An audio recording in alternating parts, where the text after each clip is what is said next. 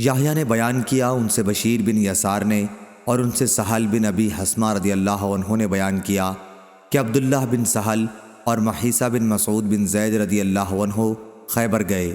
خیبر کے یہودیوں سے مسلمانوں کی ان دنوں صلح تھی۔ صحیح بخاری حدیث نمبر 2702۔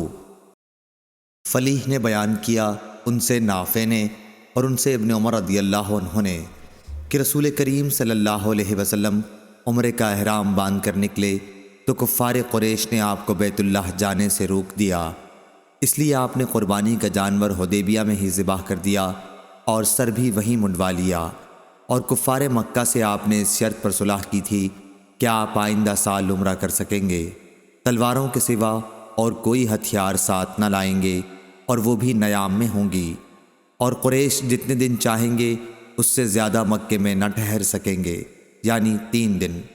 چنانچہ حضرت صلی اللہ علیہ وسلم نے آئندہ سال عمرہ کیا اور شرائط کے مطابق آپ صلی اللہ علیہ وسلم مکے میں داخل ہوئے۔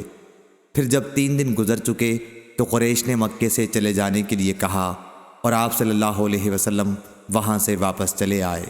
صحیح بخاری حدیث نمبر 2701۔ براء بن عازب رضی اللہ عنہ نے بیان کیا کہ نبی کریم صلی اللہ علیہ وسلم نے صلح حدیبیہ مشرکین کے ساتھ 3 شرائط پر کی تھی۔ ایک یہ کہ مشرکین میں سے اگر کوئی آدمی حضرت صلی اللہ علیہ وسلم کے پاس آ جائے تو آپ اسے واپس کر دیں گے، لیکن اگر مسلمانوں میں سے کوئی مشرکین کے یہاں پناہ لے گا تو یہ لوگ ایسے شخص کو واپس نہیں کریں گے۔ 2 یہ کہ آپ آئندہ سال مکہ آ سکیں گے اور صرف 3 دن ٹھہریں گے۔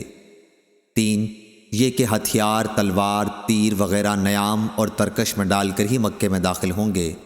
چنانچہ ابو جندل رضی اللہ عنہ جو مسلمان ہو گئے تھے اور قریش نے ان کو قید کر رکھا تھا، بیڑیوں کو گھسیٹتے ہوئے آئے تو آپ نے انہیں شرائط معاہدے کے مطابق مشرکوں کو واپس کر دیا۔ امام بخاری نے کہا کہ معمل نے سفیان سے ابو جندل کا ذکر نہیں کیا ہے اور البجلبان الصلاح کے بجائے البجلب الصلاح کے لفظ نقل کیے ہیں۔ صحیح بخاری حدیث نمبر 2700۔